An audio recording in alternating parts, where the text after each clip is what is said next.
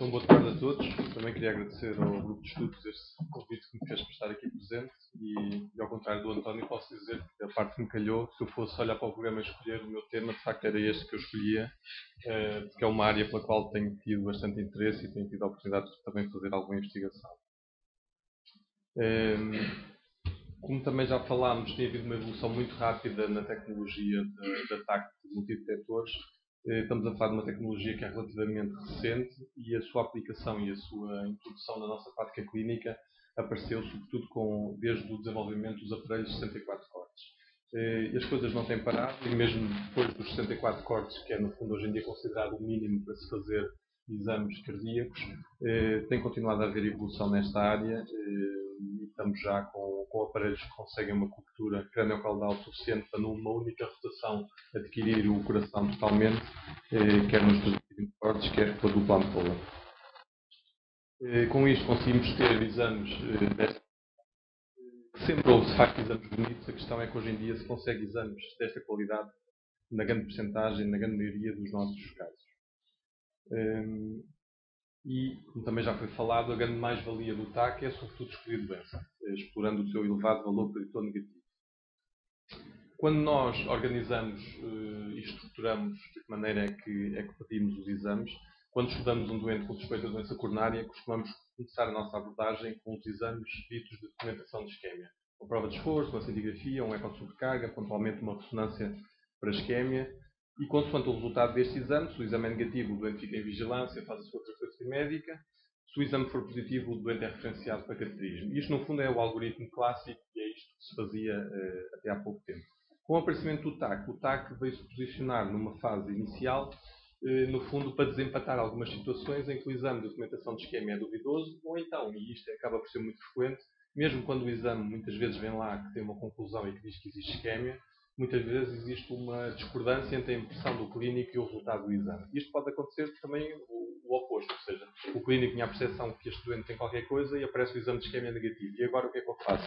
Portanto, muitas vezes para desempatar, e esta acaba por ser uma indicação bastante frequente do TAC, é pedido, nestes casos mais cinzentos, se o TAC é negativo, o doente de facto fica na terapêutica médica, na prevenção. Se o TAC é positivo, então vai para o cateterismo cardíaco e aí sim, já com o intuito de fazer uma vascularização. No entanto, nós devemos nos lembrar que dentro dos doentes que calham neste grupo dito negativo dos exames de isquémia, nós temos dois cenários diferentes. Temos verdadeiramente os doentes que têm as coronárias normais, mas também temos doentes que têm doença coronária não obstrutiva, mas que enquanto essa doença não condicionar uma obstrução significativa do elemento vascular, eles vão ser negativos do ponto de vista de um exame que detecta a isquémia. Portanto, o TAC tem esta vantagem de poder identificar dentro daquele grande saco que são os doentes sem isquémia, dois grupos de doentes que, como viremos a seguir, são doentes que têm uma evolução diferente. Portanto, no fundo, o que eu estou a dizer é que quando existe uma estenose coronária significativa, qualquer exame deste bem feito tem a obrigação de identificar esta situação. Quando existem coronárias normais, também mais uma vez, se não houver falsos positivos, todos os exames devem dizer que está tudo bem. A questão coloca-se quando existe doença coronária não obstrutiva, que a única técnica que tem capacidade de identificar isto é o angiotac. Estamos a falar destas placas. Habitualmente nós tínhamos tendência a dizer doença coronária não significativa, custa-nos às vezes usar este termo de não significativo. O que nós podemos dizer com segurança é que é não obstrutivo. Não condiciona para já uma redução significativa do elemento vascular. Se são significativas ou não em termos de impacto para o doente, é difícil dizer. Temos aqui um exemplo, e isto por vezes acontece em pessoas até de uma faixa etária mais baixa e que não faria prever já a doença desta natureza. Temos aqui um exemplo de um jovem já com uma placa mista, com um grande componente não calcificado numa descendente anterior proximal. Custa-nos de facto a dizer que isto é uma doença não significativa, embora do ponto de vista de redução do elemento vascular não existe qualquer redução significativa do elemento vascular. Podemos ver aqui mais em detalhe quando processamos estes exames. Podemos descer ao longo da artéria e ver o corte transversal e vemos que de facto existe uma placa com este remodeling positivo. No fundo é o que nós sabemos da fisiopatologia da doença coronária. Numa fase inicial a artéria cresce para acomodar esta placa sem que haja uma redução significativa do elemento vascular. Estamos habituados a fazer também muitas vezes eco intracoronário nos doentes quando fazemos cateterismo, e tudo o que sejam áreas luminais acima de 4 mm² é muito difícil dar esquema no exame funcional. Portanto, aqui nós vemos que vamos descendo e subindo na artéria e a área do vaso permanece sempre claramente acima dos 4 mm², que é o tal limiar para condicionar a isquémia. Este doente até chegou a fazer um eco de sobrecarga, que validou que de facto não havia qualquer isquémia. Temos aqui o eco intracoronário. Isto são conhecimentos já prévios ao angiotaque. Nós já conhecíamos a fisiopatologia da doença coronária antes do TAC e sabemos perfeitamente que podemos ter duas áreas com a mesma área luminal e numa existe a artéria é completamente saudável e noutra região, com o mesmo aspecto angiográfico, podemos ter já um remodeling positivo e uma placa de ateroma bastante volumosa. Temos aqui um outro exemplo, também numa descendente anterior, em que podemos ver mais uma destas placas mistas com um grande componente não calcificado numa descendente anterior proximal. Aqui um outro exemplo de uma placa que começa no tronco comum distal, envolvendo o ósseo da descendente anterior, mais uma vez o remodeling positivo, um momento vascular perfeitamente conservado e, portanto, mais uma placa dita não significativa, mas é sobretudo não obstrutiva. E de facto custa-nos a dizer que este doente não tem nada de especial. Apresentámos no ano passado no Congresso Europeu uma análise destes doentes como doença coronária não obstrutiva e de facto é surpreendente verificar que quando nós vamos calcular o ART score, que no fundo é a ferramenta que nos permite em prevenção primária decidir qual é a agressividade do controle dos fatores de risco e sobretudo decidir iniciar ou não antiagregante, iniciar ou não estatina naqueles casos de lípidos mais borderline, nós percebemos que grande parte dos doentes que estão neste grupo de doença não obstrutiva, pelo ART score, não iriam ter indicação à partida para fazer um manejo mais agressivo e, sobretudo, não iriam ter indicação para começar antiagregante.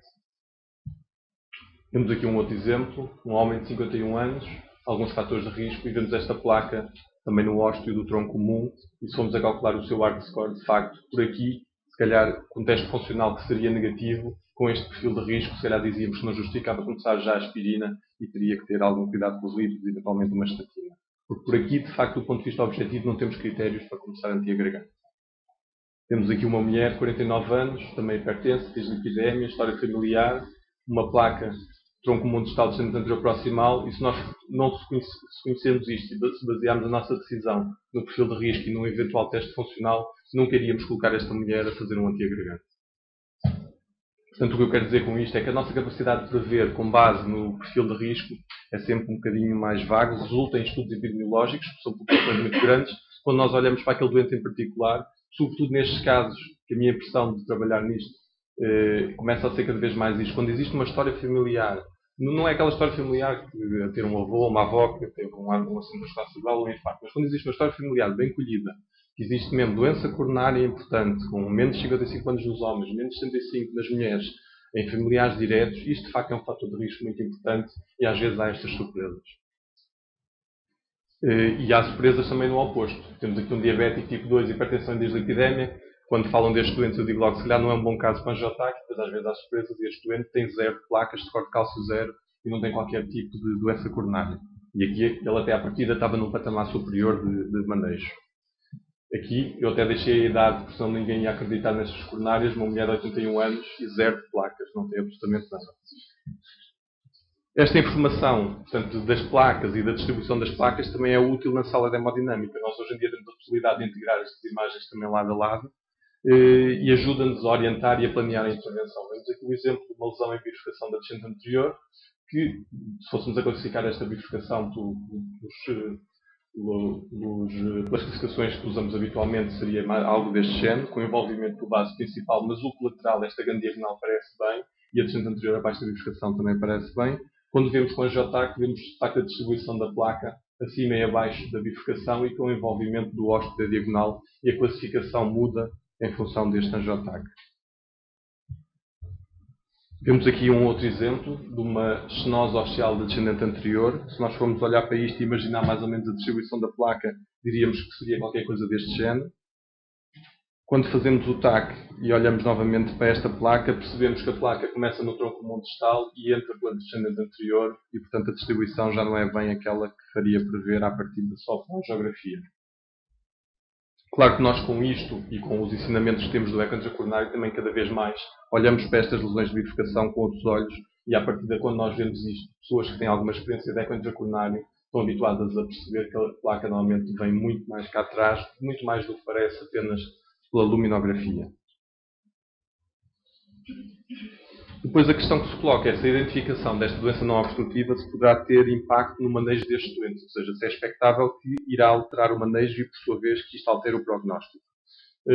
Esta imagem não é minha, já viram isto certamente em muitas apresentações e em muitos livros de texto, a evolução da doença coronária, e o que é importante nos lembrarmos é que os síndromes coronários agudos, a instabilização e a ruptura da placa pode acontecer numa fase em que esta doença coronária ainda não é obstrutiva.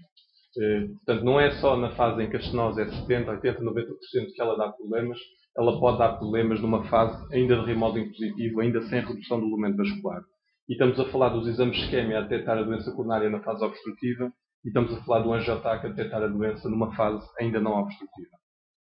Mostro aqui um exemplo que também já tive a oportunidade de mostrar numa reunião de eco intracoronário de uma doente que teve um infarto inferior, claro, bem documentado, fez fibrinólise na altura e veio fazer o cateterismo numa fase já de estratificação, já sem desculpa de desabamento, fez uma fibrinólise que foi bem sucedida. Quando fazemos a angiografia não vemos nada de especial e quando passamos o eco intracoronário vemos de facto uma placa volumosa com um grande remodeling positivo nesta região da coronária direita distal, que do ponto de vista da angiografia de facto não surpreendia porque o elemento vascular não sofre uma modificação significativa.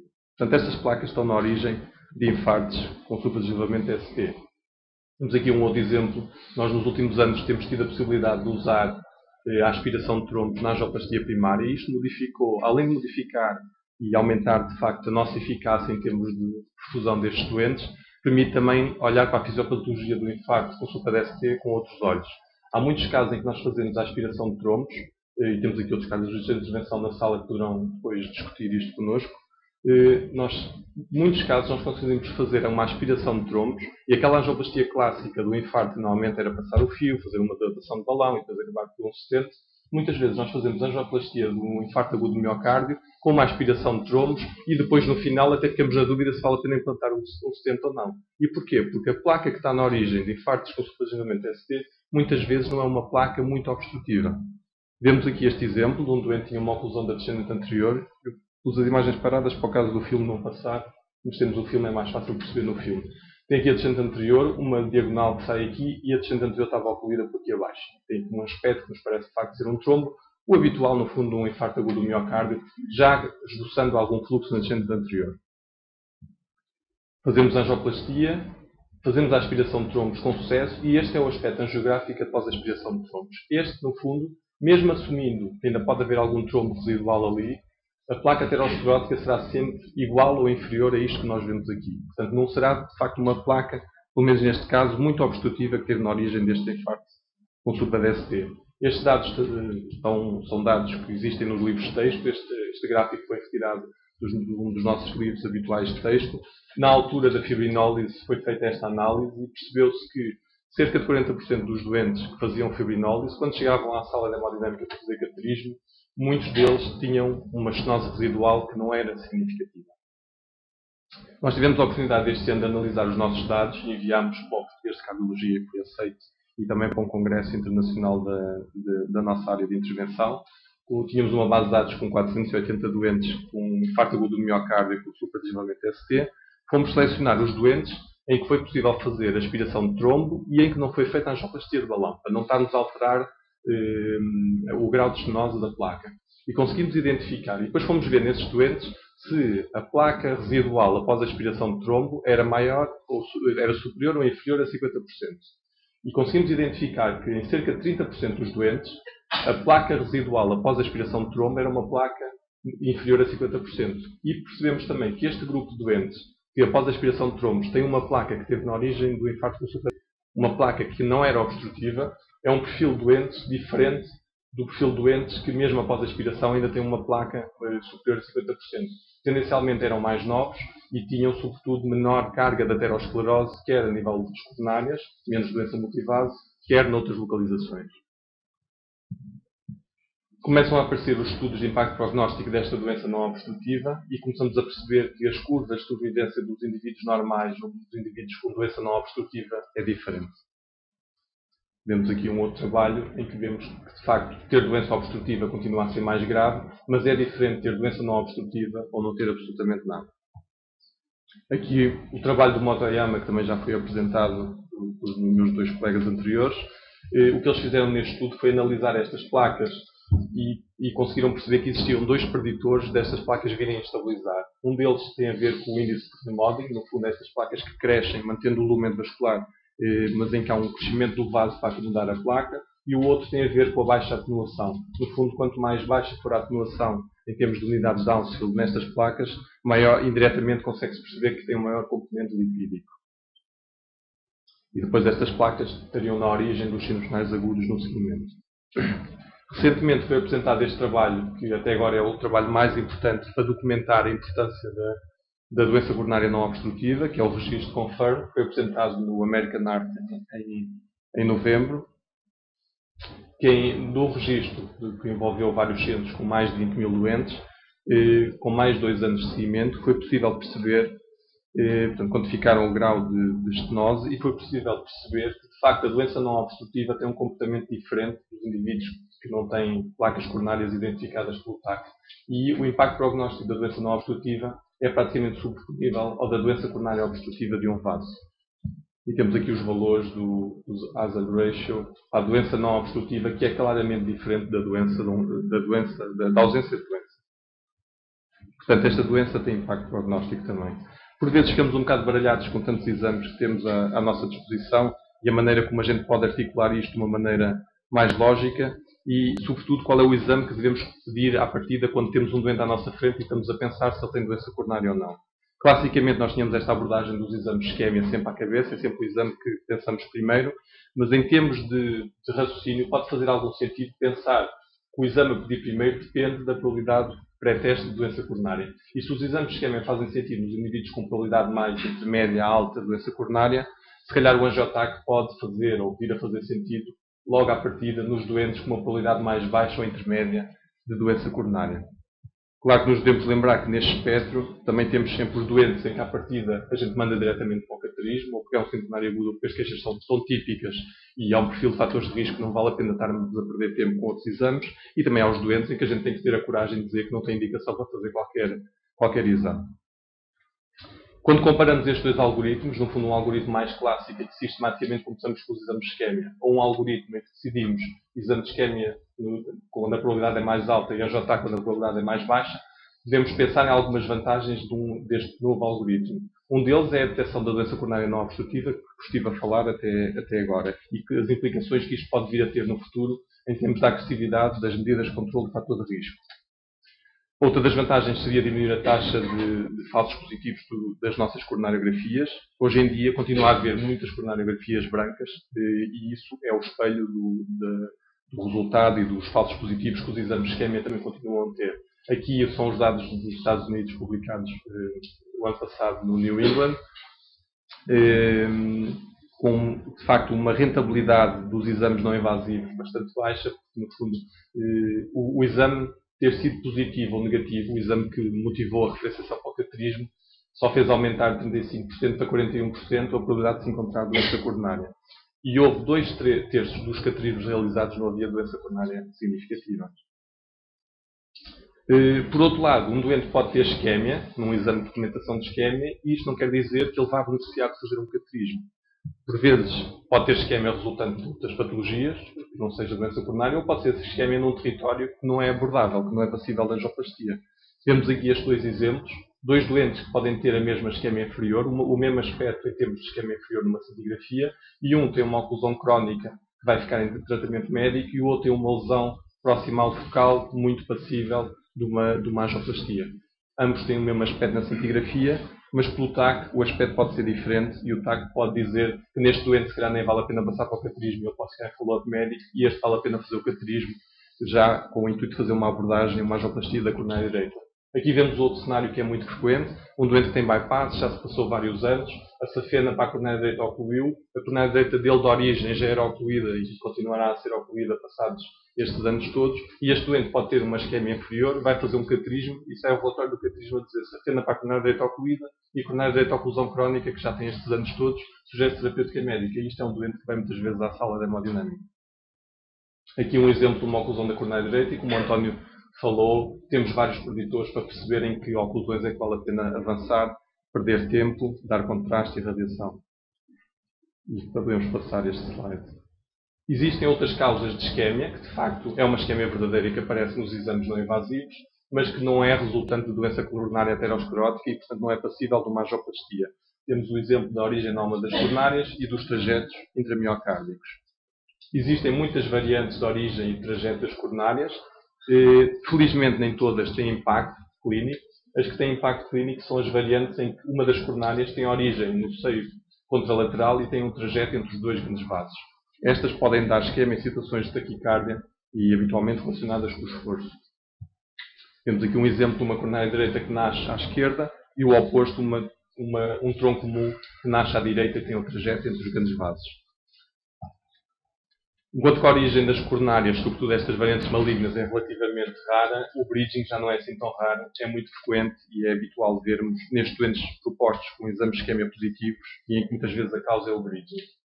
Por fim, a detecção de outras causas de dor torácica também contribui para a rentabilidade destes exames e muitas vezes vemos outra causa de dor torácica que não é por isquemia. Temos aqui vários exemplos de lesões com neoplasia do pulmão, neoplasia da mama, uma hérnia do hiato, uma lesão osteolítica da vértebra. Tudo isto pode dar toracalgias e não é por doença coronária.